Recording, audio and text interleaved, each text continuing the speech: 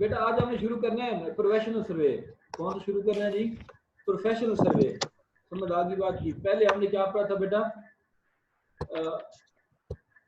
हमने शुरू किया था कि रेवेन्यू सर्वे क्या होता है। रेवेन्यू सर्वे से मुराद बेटा ये है कि जब आपका board of revenue bye the way of notification direction देता है कि 3 मकासद के लिए for the preparation of record of rights, for the preservation and for the settlement of land revenue, जब इन मकासद के लिए डायरेक्शन देगा किसी खास एक सूबे की आता किसी खास जगह की आता तो हम उसे क्या कहेंगे? रेवेन्यू सर्वे। समझ आ गई बेटा बात की। अब है प्रोफेशनल सर्वे। आपका सेक्शन हमने जो है वो 120 ठीक है, जहाँ पे रेवेन्यू सर्वे के दौरान आपका रेवेन्यू डिपार्टमेंट फेल हो जाता है। When the revenue officers have been failed to conduct any particular survey which was assigned to them by the way of notification by board of revenue. Board of revenue ने notification issue किया। समझ आ गई बात की।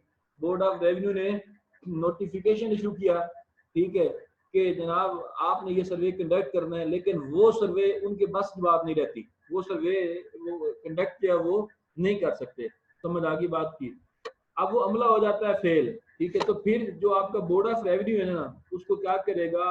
Professional खास जिनका काम है वो काम करना, उनके लिए bye the way of notice उनको क्या करेगा? पब्लिश करेगा कि हमें प्रोफेशनल सर्वे के लिए प्रोफेशनल लोगों की जरूरत है। जैसे आजकल इमरान खान बड़ा रोला डाल रहा है कि मुझे एक चीफ इकोनॉमिस्ट चाहिए, जो उन्होंने बकायदा उसकी पोस्ट भी पब्लिश कर दी है, जिसका तजर्बा ज्यादा हो, जो पाकिस्तान की इकोनॉमी को क्या कर सके, हमें अच्छे मुफीद मशवरे दे सके। इसी तरीके से अगर आपका बोर्ड ऑफ रेवेन्यू के जो मेंबर्स हैं, जो ऑफिसर्स हैं, are failed to conduct the revenue survey, then the board of revenue by the way of notice can publish for the professionals to conduct the survey, and such survey is known as a professional survey।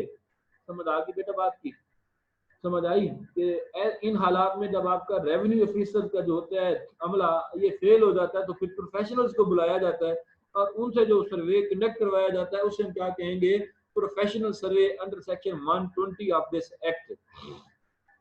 अच्छा, उसके बाद जब ये publish करेगा, ठीक है, सर्वे के लिए, उस चीज को पब्लिश करने के लिए, उस नोटिफिकेशन के लिए all these instances are mandatory.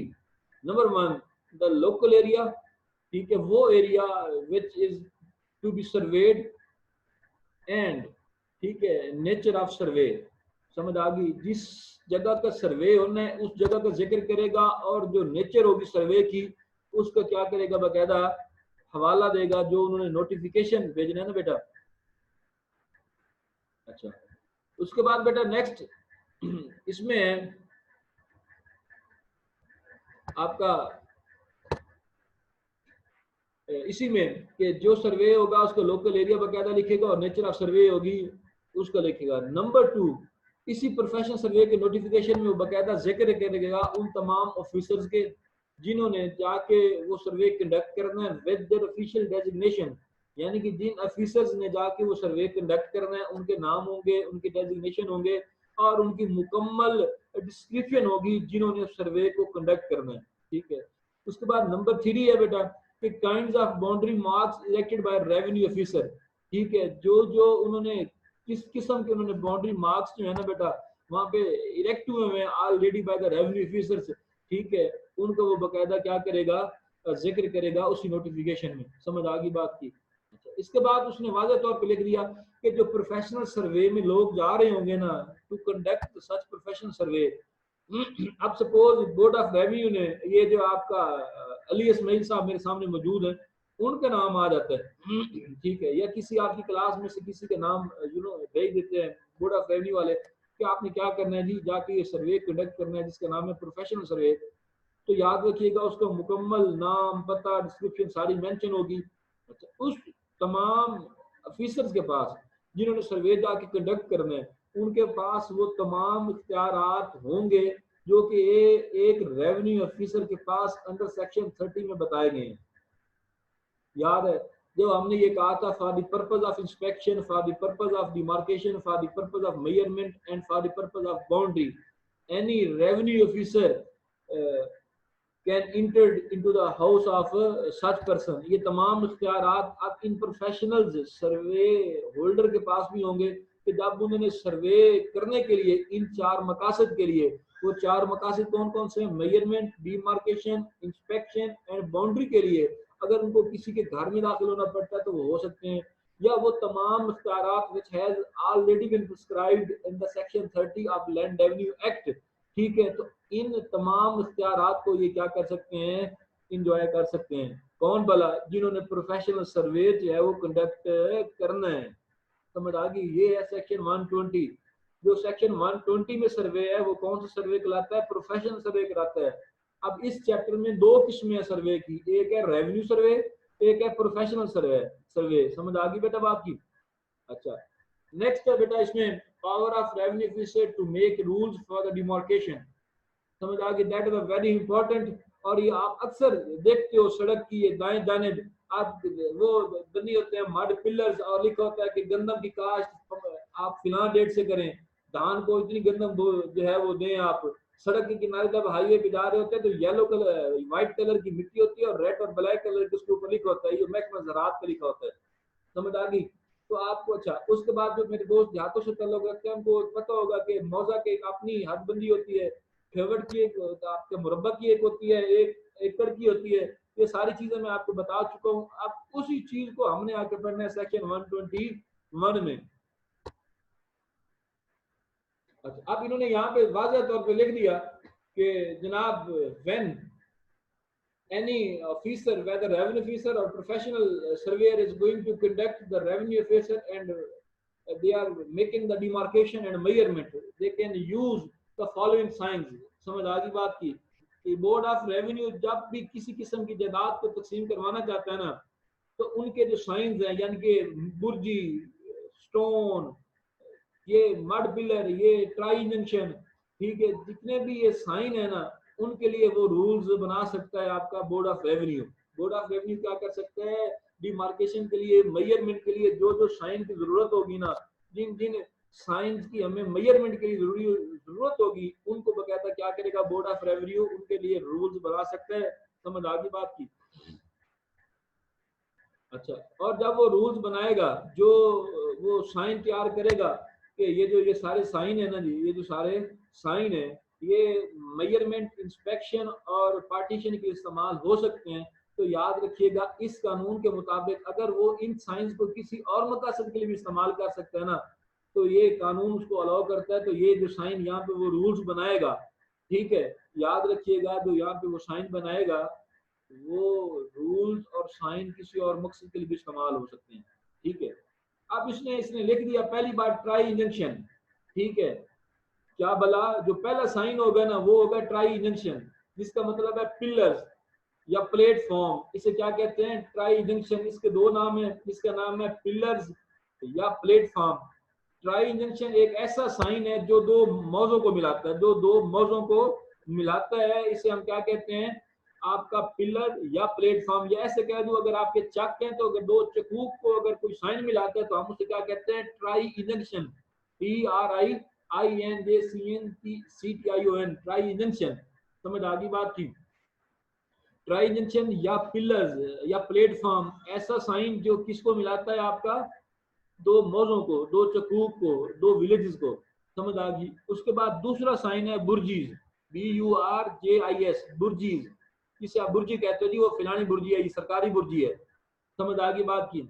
इसे हम कहते हैं, डिफाइन ऐसे कह रहे हैं, burji means the mud pillar, ठीक है, setup, burji mean the mud pillar setup at the every angle on the boundary. समझ आ गई बात की?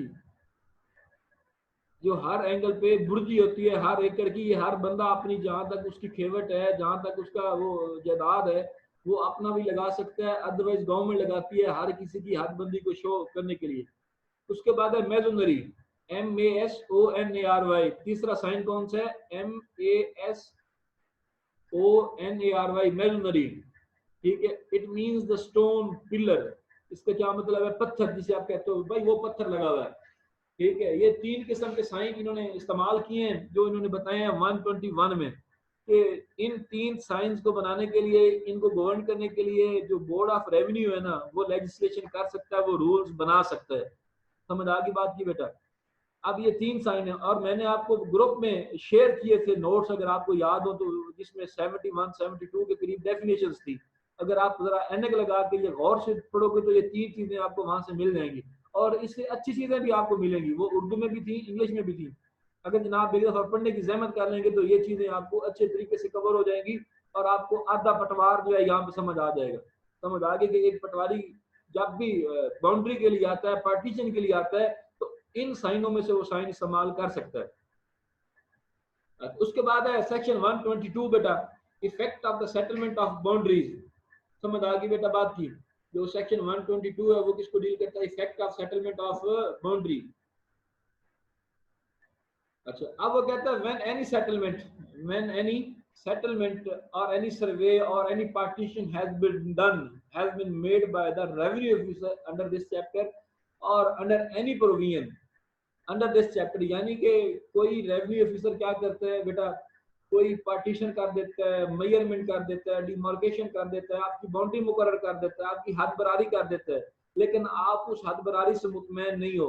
आप समझते हो कि रेवेन्यू ऑफिसर ने क्या किया है, पटवारी ने मेरे साथ ज्यादती की है, पटवारी ने मेरे साथ क्या किया है, ज्यादती की है, उसने हदबंदी ठीक नहीं की, उसने क्या नहीं किया, हदबंदी ठीक नहीं की। तो याद रखिएगा, that can be challenge under chapter 13 of this book which deals with appeal, review and revision. समझ आ रही है बेटा बात की? जब एक पटवारी क्या करता है, आपका रेवेन्यू ऑफिसर कोई भी एक्शन परफॉर्म करता है इस चैप्टर में, कोई आपकी डिमार्केशन करता है, मेजरमेंट करता है, पार्टीशन करता है, और आप अग्रीव्ड पर्सन हो, आप समझते हो कि मेरे साथ पटवारी ने क्या किया, ज्यादती की है या रेवेन्यू ऑफिसर ने ज्यादती की है, then you have a right under the chapter 13 of this book that you can challenge by the way of appeal, review and revision under this book. समझ आ गई बेटा बात की?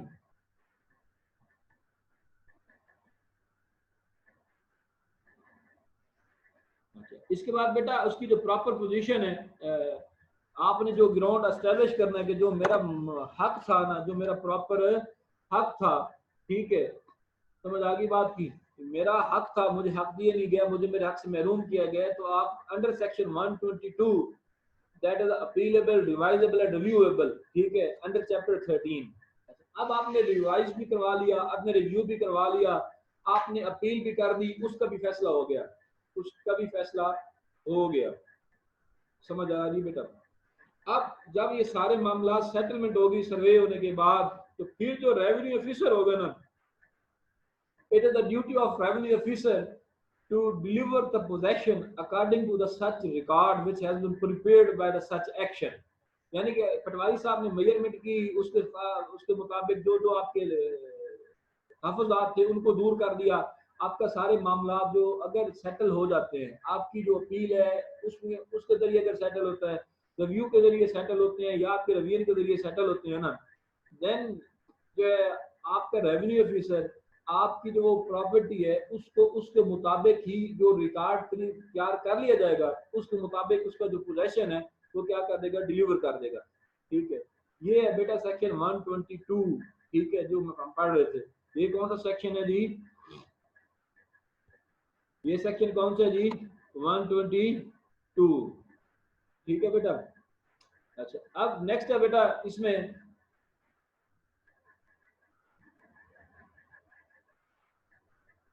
नेक्स्ट, अब बड़ी मशहूर, आप लोगों को अक्सर जुगत लगाते भी सुना होगा जी, इसकी इतनी प्रॉपर्टी जो है वो दरिया में आई हुई है जी, इसका 100 रुपए जमीन है लेकिन है दरिया में। कहाँ पे है जी? दरिया में। अब सपोज आपकी एक ऐसी प्रॉपर्टी है जिसकी आप क्या करवाना चाहते हो, बाउंड्री लगवाना चाहते हो, लेकिन वो है कहाँ पे? दो दरियाओं के दरमियान है। वो कहाँ पे है? दो दरियाओं के दरमियान है। समझ आ रही है बेटा बात की?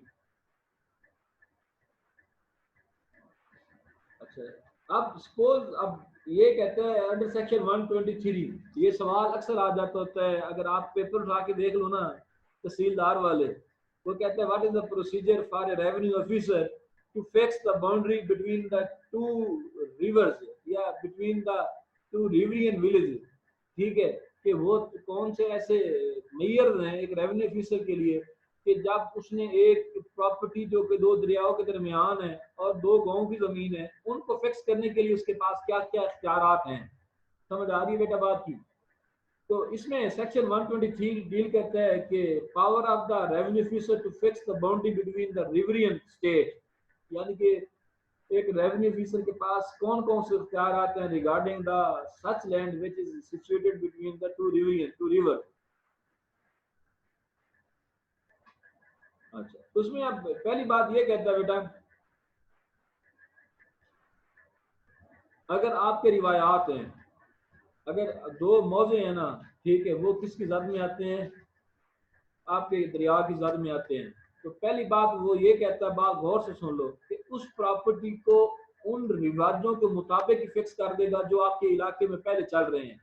यानी कि बेटा कहने की बात ये, जो फ्लो है उस रिवर का, वो हमेशा एक जगह तो रहता नहीं। जो दरिया है वो कभी एक जगह पे बहता है, कभी दूसरी जगह पे बहता है। वो कहता है जो पहले रिवायात है ना उस इलाके की, अगर उसके मुताबिक लोग अपने तौर पर उसको सेटल कर लें तो वेल एंड गुड, ठीक है। जो यानी कि किसी कानून के मुताबिक, सपोज अगर मेरी प्रॉपर्टी है, मैं मालिक हूँ, मुझे पता होगा मेरी प्रॉपर्टी है, और उस वहां पे दरिया आ जाता है, ठीक, अगर एक साल बाद वो दरिया जमीन छोड़ जाता है, ठीक है, तो उसके बाद इसका मतलब ये है कि उसका मालिक तो मैं ही हूँ ना। अगर प्रॉपर्टी मेरी थी, उस पर दरिया आ गया, 2 साल रहा, 3 साल रहा, 4 साल रहा, 4 साल के बाद वो दरिया प्रॉपर्टी छोड़ देता है, तो रिवायात के मुताबिक, वो रिवायात होंगी कानून के मुताबिक। कानून तो ये कहता है कि मैं मालिक हूँ, उसके मुताबिक वो प्रॉपर्टी मुझे क्या कर दी जाए, डिलीवर कर दी जाए। वो प्रॉपर्टी मुझे क्या कर दी जाए, डिलीवर कर दी जाए। समझ आ गई बात की? तो याद रखिएगा, वो प्रॉपर्टी फर्स्ट ऑफ ऑल उन कस्टम के मुताबिक या उस कानून के मुताबिक क्या करेगा, बोर्ड ऑफ रेवेन्यू उसको बकायदा ऑर्डर कर देगा। अगर वेरी एमिकेबली या विद अकॉर्डिंग टू लॉ या कस्टम्स वो क्या होती है, सेटलमेंट हो जाती है। ठीक, इसके बाद जो बोर्ड ऑफ रेवेन्यू है will issue the permanent order. ठीक है, समझ आ गई बात की? अगर झगड़ा होता है या हम उसको सेटल नहीं कर पाते, तो आपके जो बोर्ड ऑफ रेवेन्यू है बकायदा उसको अलग अलग परमानेंटली उसको क्या करेगा, उसको डिस्ट्रीब्यूट करने के लिए, उसके मेजरमेंट के लिए, याद रखिएगा, बोर्ड ऑफ रेवेन्यू उसको क्या करेगा, एक ऑर्डर पास करेगा और कहेगा कि ये तमाम बातें जो हैं, इनकी तमाम चीजें जो हैं वो सेपरेट सेपरेट इनको डिस्ट्रीब्यूट कर दिया जाए।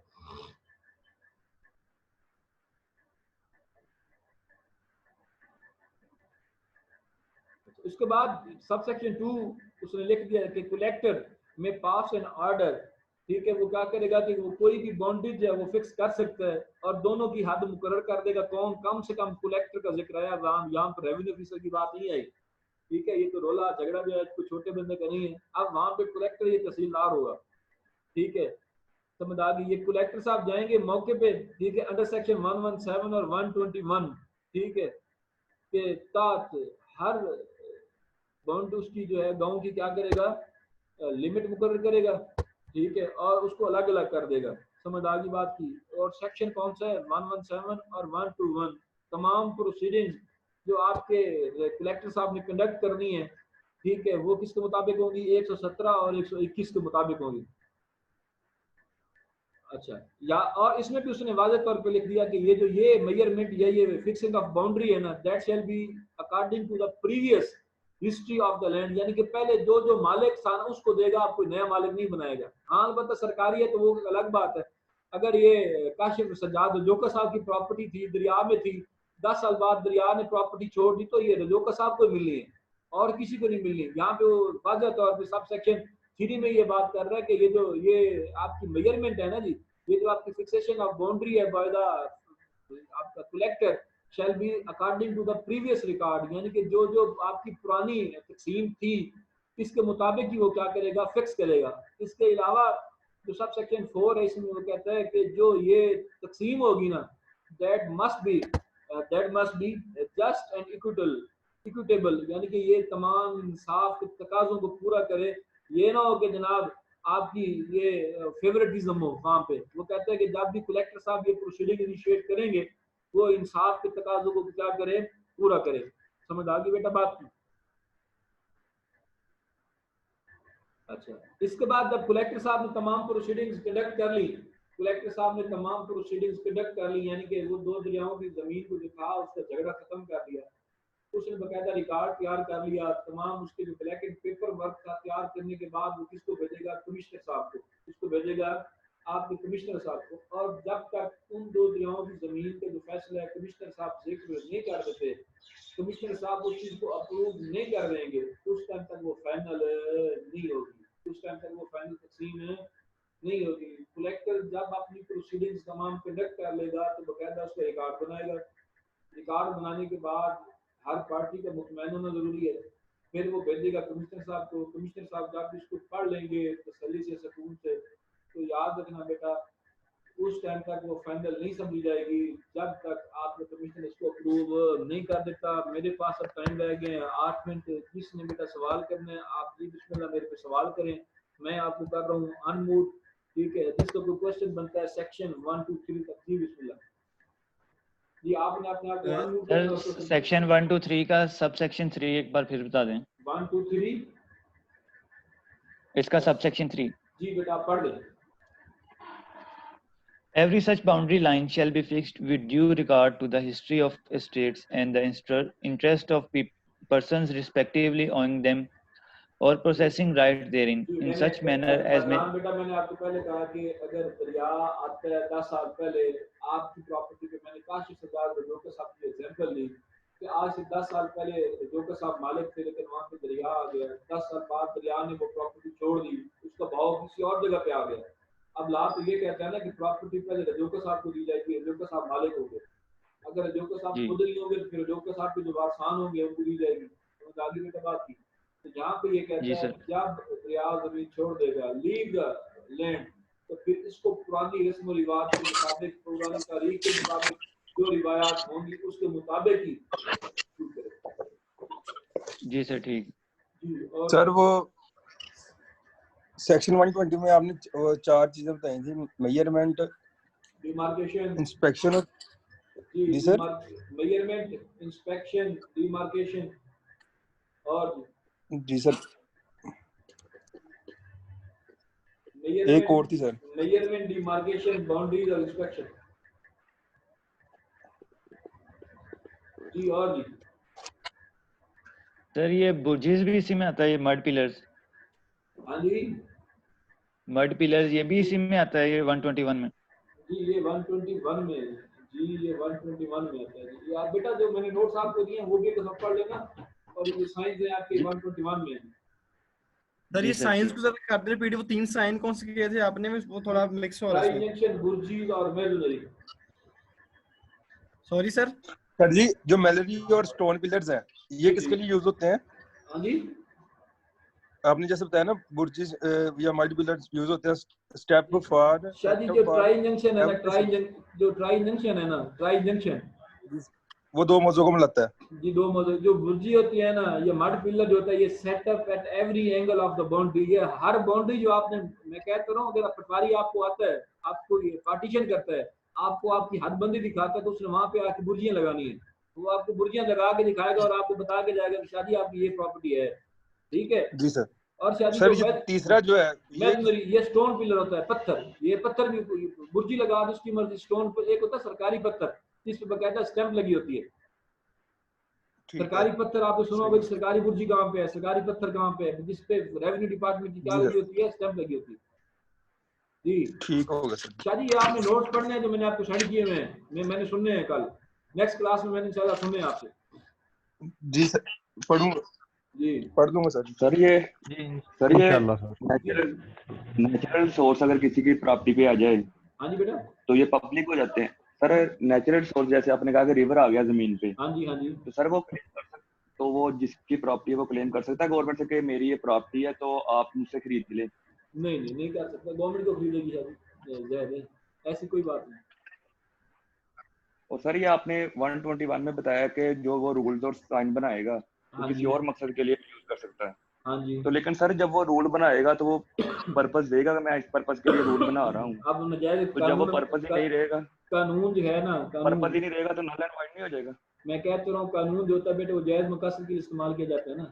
अब यानी कि रेवेन्यू मैटर्स के जितने भी मामलात हैं उनके लिए जब ये रूल्स बनाएगा फॉर द पर्पस ऑफ ये जो है मेजरमेंट एंड डिमार्केशन के लिए, यानी कि एड्स नहीं हर जगह पे इस्तेमाल कर सकते हैं रेवेन्यू मैटर्स में, सिर्फ रेवेन्यू मैटर्स में। जी बिल्कुल। अब रेवेन्यू ऑफिसर ने काम करना होता है बेटा, और किसी ने तो नहीं करना। ठीक है सर जी। और बेटा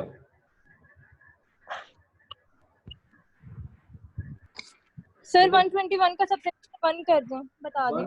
जी बेटा 120 1 का सबसेक्शन 1। 121 का सब सेक्शन 1 बेटा कि तमाम किस्म की जो बेटा वो है ना पार्टीशन के लिए जो है आपको बोर्ड ऑफ रेवेन्यू रूल्स बना सकता है। बोर्ड ऑफ रेवेन्यू क्या कर सकता है, यानी कि अगर आपने कोई साइन बनाना है इन तीनों में से, ठीक है, और आपको कोई रूल्स बनाने की जरूरत पड़ती है, आप कहते हो कि हमने एक साइन बनाना है जिसका नाम हमने रखना है ट्राई जंक्शन, और उस ट्राई जंक्शन से मुराद ये होगा कि जो दो मौजों को मिलाएगा, ठीक है, यानी कि ट्राई जंक्शन को आपने हेडिंग बनाना है और उसके आगे आप उसको डिफाइन करना और एक रूल बनाना है जिसका नाम आपने लिखा है ट्राई जंक्शन। तो आपका बोर्ड ऑफ रेवेन्यू उसके लिए लेजिस्लेशन कर सकता है, ऐसे साइंस को बनाने के लिए वो रूल्स बना सकते हैं।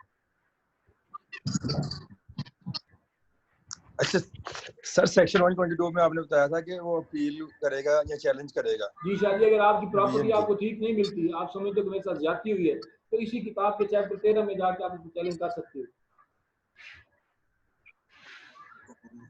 चैलेंज करने के बाद सर फिर प्रोसीडिंग होगी। जी आपको शादी तब चैलेंज होगा तो फिर आपको सुना जाएगा और आपके मुताबिक फैसला होगा। जी सही हो। जी और जी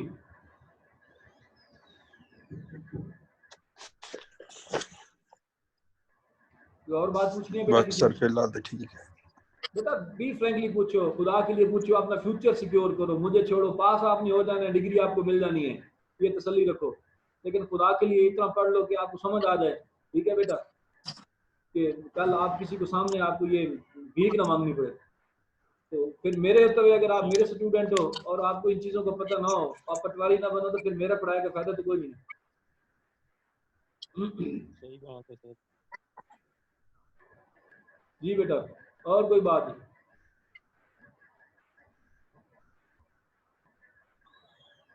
बेटा 2 मिनट रह गए आपके पास, 3 मिनट। कोई क्वेश्चन आपने पूछे हैं तो जी बिस्मिल्लाह। तो नेक्स्ट इंशाल्लाह मेरी क्लास आपको पता है ना 1 बजे कंफर्म है जी। अमाद सईद जी, आप बेटा किसी ने कोई अजान कोई क्वेश्चन पूछने दिया आपने? नहीं सर, बस एक कंफ्यूजन थी वो पूछ लिया आपसे। जी बेटा ये जी नजम दिलदार जी, जी नजम दिलदार, तो नजम दिलदार सामने आ। नजम दिलदार आवाज सुन रहे हो? आवाज आ रही सर जी, पर चलानी नहीं आती मेनू। ਤੁਹਾਡੀ आवाज आ रही है, मेरी ਤੁਹਾਨੂੰ आ रही है जी। चल वीडियो ओपन कर अपनी,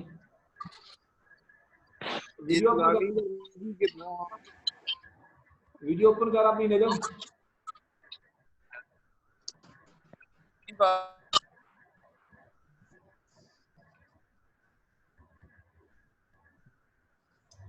चले जी ठीक है, थैंक यू। तो बात okay sir ji, thank you ji. इंशाल्लाह मंडे को 1 बजे, ठीक है जी, मंडे को 1 बजे। जी ठीक हो गया sir. Thank you so much sir. शुक्रिया सर।